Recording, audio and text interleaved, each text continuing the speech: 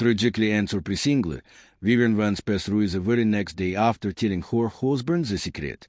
Cherry, kansashisur Vivien Robera Jones, the future Vivien Vance, came into this world on July 26, 1909.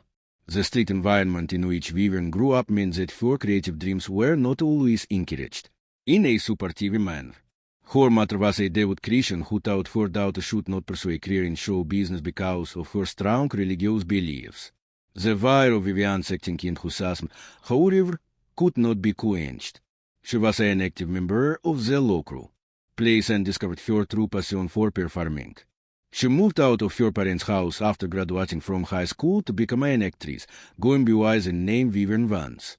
It was a daring and rebellious step for a young lady back then, particularly one from a conservative Kansas family, but it started living a life that would motivate many people to pursue their passions even when faced with obstacles. During the 1930s and 1940s, Vance became known as a talented comedy actress after honing her art on Broadway. She received the praise for her energetic performances on shows like Skylark and Music in the Air. A powerful voice. She learned stagecraft and audience engagement with her many years of experience in the theater. These experiences would be valuable to her later on when she moved to television, a relatively new medium, and achieved a full breakthrough there. Discerne the Lucy Balkes her as a merits in I Love Lucy in 1951, and that was her breakout role. She would never be the same after playing the part. Lucy Richards' best friend Ted became a television celebrity thanks to her groundedness, wit, and loyalty. The Vance and Balhitana Bevere's chemistry. They became an on-screen comedy combo whose friendship and antics won over audiences of millions. One of the most adored pairings in television history was created by Vance's beating humor and realistic depiction of a Ted, who countered Lucius' wild energy. They have perfect comedic timing, their camaraderie convincing, and the mere they share contagious. But behind the scenes, Vance encountered obstacles that put her strength to the test. Her relationship with Lucille Ball was occasionally troubled by professional demands and the tremendous success of the show, despite their true affection for each other. In addition, Vance was compelled to struggle with low self-esteem and body image issues due to the fact that she was frequently made to appear less beautiful and out-of despite the fact that she was just 2 years her senior. In addition, her infamously cold relationship with William Frawley, who played Fred Mertz, her husband was Yelknan. Vance had a hard time covering up her embarrassment about Frawley's drinking habits, and the grizzled old man apparently hated hearing Vance's gripe about impersonating his wife. That they overcame the animosity and created some of television's most iconic comic moments is a credit to their skill and expertise. Following the conclusion of I Love Lucy, Vance and Lucy Ball maintained their close working relationship on following endeavors such as Lucy and The Lucy Show. Their friendship blossomed into a deep bond of admiration and love for one another. Outside of the spotlight, Ball frequently said that Vance was the ideal comic foil and that she helped elevate her performances. In her case, Vance, even as she tried to carve out a niche for herself beyond the merits, she was eternally thankful for the chance the show had given her.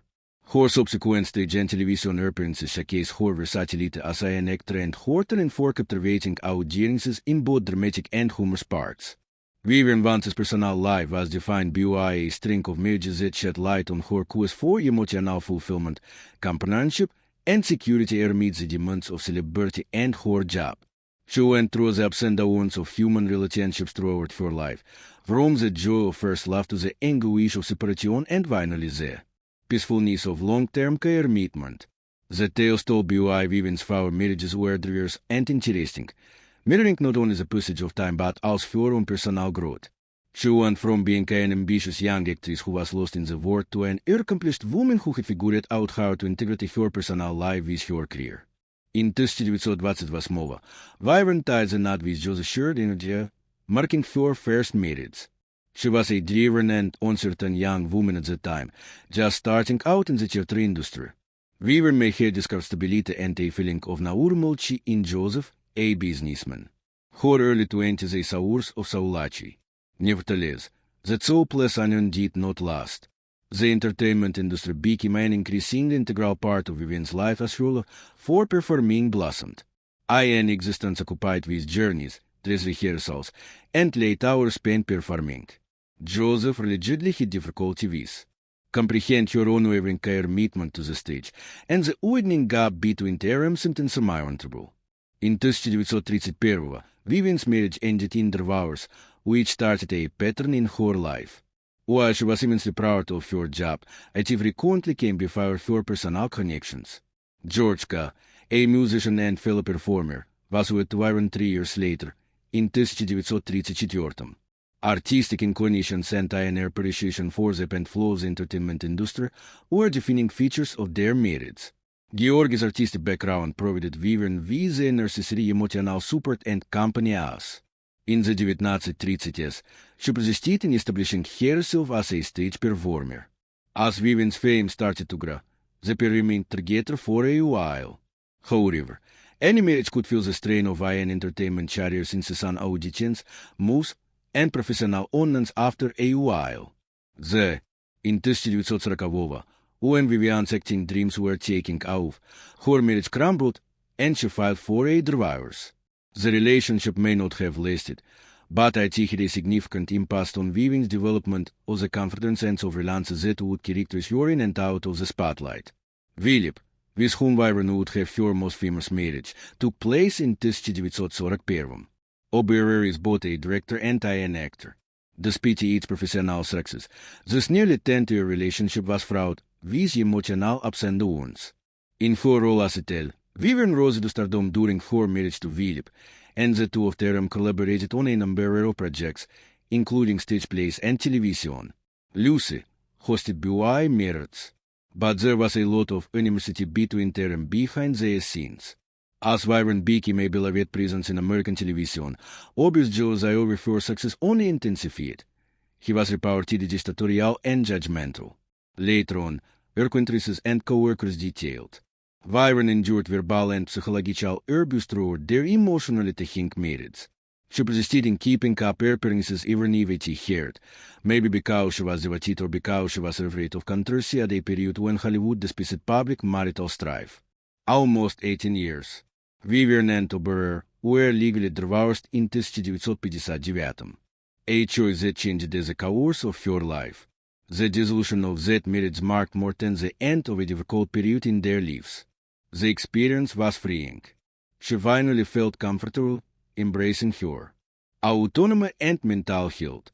John Dodds, a writer and literary agent, brought true happiness to Vivian's life 2 years later, in 1961. This marriage, in contrast to her earlier ones, was built on a foundation of love, understanding, and mutual respect. Vivian was highly esteemed by that for her wit, cleverness, and willpower, not to mention her fame. They were more of a team than rivals, and their friendship brought forth the command security she had been seeking. They eventually made Connecticut their permanent home, and Vivian loved the peace and quiet of Albuquerque, New Mexico, throughout their time there, leaving the limelight of Hollywood behind for a life of contemplation.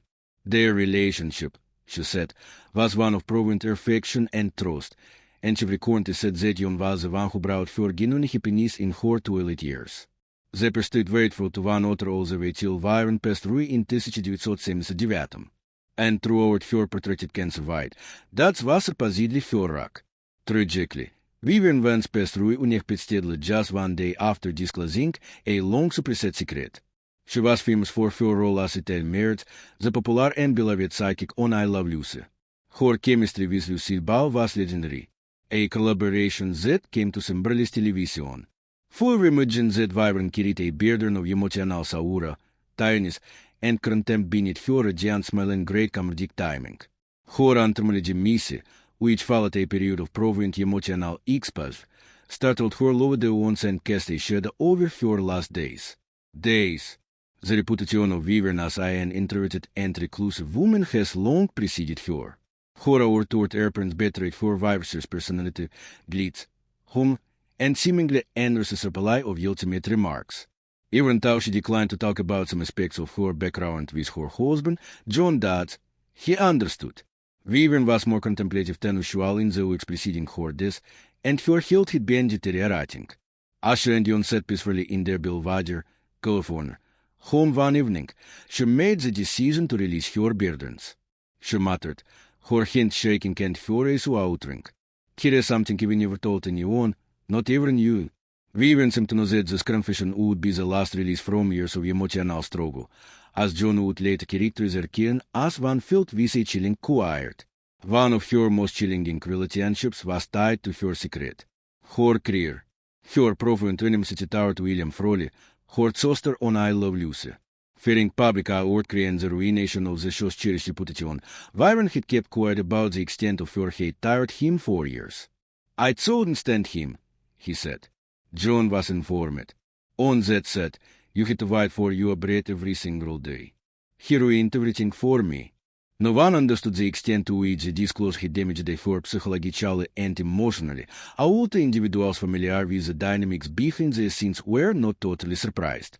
Vivien admitted that she felt humiliated by Frawley's condescending attitude and continuous comments. "He insulted me behind closed doors," she whispered. "He made cruel jokes about my weight, my looks, and even my agility. Despite my internal turmoil, I managed that to live on video." Vivien had kept it as cool and conducted himself professionally the whole time they were filming I Love Lucy. Even when Frawley's scathing criticism wounded her deeply, she never let her genuine emotions get in the way of output. A close friend of hers heard her say, "I portrayed the role of each's wife on screen, but in real life, I'd soon bear to be in each's presence. There was never a scene in which I enjoyed being with you." She suffered a spiritual decline as a result of years of suppressing these feelings. Even after the show finished, those memories lingered on in her mind. Telling Jon, "It's strange," she made her last statement. Conversation. No matter how much time passes, the bitterness still lingers too. I wish I had told him how much pain he caused me before he did it. There was a peculiar calmness around Vivien as she spilled this long-kept truth. "John, in due course." She mumbled something and said, "I feel lighter now, like I can finally breathe," but that peace was tragically short-lived too. Unech Pitstedler, Vivien Vance died the following day. Those closest to her soul shake the feeling that there was more to her death than what was reported in the official reports. There was an unsettlingly poetic quality to her timing. It was as if her spirit was prepared to let go after finally letting go of her emotional load. Her unexpected death rocked Hollywood, and her long-time friend and sister Lucille Ball was distraught. Upon hearing the news, Lucy, "Viv was like my sister," she remarked while being uncontrollable. This word would be so much worse without her. Lucy had known about the animosity between Vivien and Frawley for a long time, but she had no idea how severely it had affected Vivien. Rest assured, she kept it all to herself. Later on, Lucy admitted that she was too self-assured and businesslike. Maybe it was that very thing that harmed her the most. Everything was kept inside by her. Vivien's life tale took on significance when she confessed to her husband on the last day of her life. It shed light on the complex emotions underneath the performer who had earnest millions. While she was dealing with her own issues of anger and hate, her story became a chilling reminder of how her star's private struggles, the unseen wounds caused by hurtful comments and unhealthy relationships, go unnoticed by the public eye. Finally, the last words spoken by Vivien Vance. Thoughts of bravery and gentle sorrow reverberated to her husband. "I simply deserve to be cherished for the joy it brought," she whispered in the hours leading up to her bedroom sleep that night. "Not for the hurt. I think that's the most lovely truth there is. That under there, despite the sorrow of her demise and the anguish she went through, Vivien Vance will always be remembered as the soul who provided happiness to countless people while keeping her own suffering hidden. Unfortunately, Vivien's life was abruptly ended due to sickness. In spite of her valiant battle, she succumbed to breast cancer in the late 1970s.